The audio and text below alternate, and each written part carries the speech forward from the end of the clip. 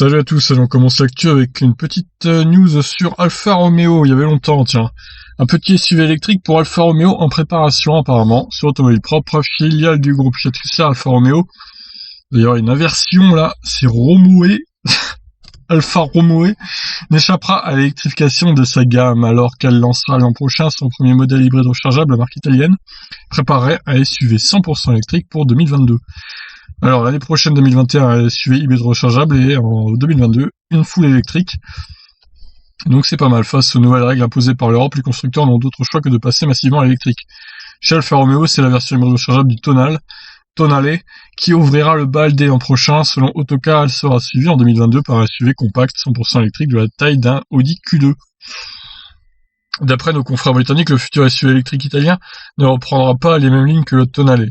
Côté technologique, le projet de fusion avec PSA devrait permettre à Fiat de bénéficier du savoir-faire du groupe français en matière d'électrification. La future voiture électrique d'Alfa Romeo pourra ainsi bénéficier de la même architecture que la Peugeot 2008. Développée sur la base de la plateforme ICMP, celle-ci associe un moteur de 136 chevaux à une batterie de 50 kWh autorisant plus de 300 km d'autonomie. Cela sera-t-il suffisant pour Alfa Romeo ? Pas sûr.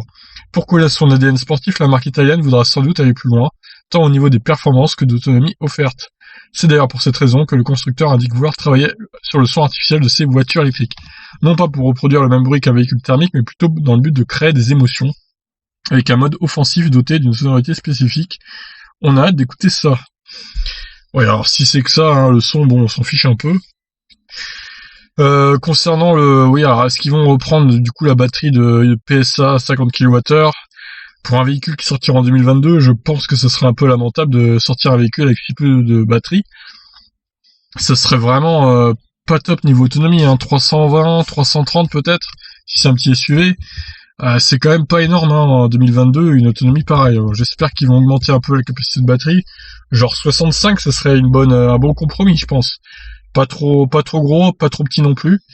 Comme ce que fait Kia et Hyundai actuellement, 64, c'est bien. 64, c'est une bonne capacité de batterie, je trouve. En travaillant, évidemment, l'efficience. Et voilà, ça ferait un bon véhicule. Bon, bah, à voir, hein. Alfa Romeo s'y met enfin, il était temps. Mais bon, enfin, c'est encore dans 2 ans, c'est pas tout de suite non plus, donc il va falloir attendre un petit peu. Voilà, qu'en pensez-vous ? Je vous laisse réagir. Ciao, ciao.